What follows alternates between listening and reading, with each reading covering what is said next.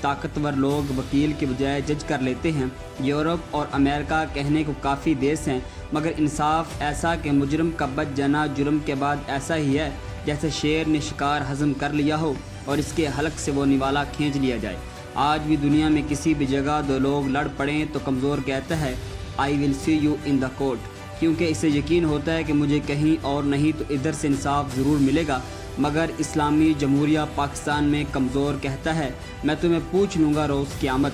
پاکستان میں عدالتی نظام ایسا کھوکھلا ہو چکا ہے جس کی مثال نہیں ملتی۔ لوگوں کا بھروسہ اٹھ چکا ہے، وہ عدالت میں جانے کے بجائے اپنے مسائل جرگہ اور پنچایت میں طے کر لینا بہتر سمجھتے ہیں۔ کچھ عرصہ پہلے عورتوں کی لاشوں کو قبروں سے نکال کر زیادتی کی جاتی تھی، پولیس نے ملزم پکڑے مگر عدالت نے ناکافی ثبوت کا کہہ کر بری کر دیا۔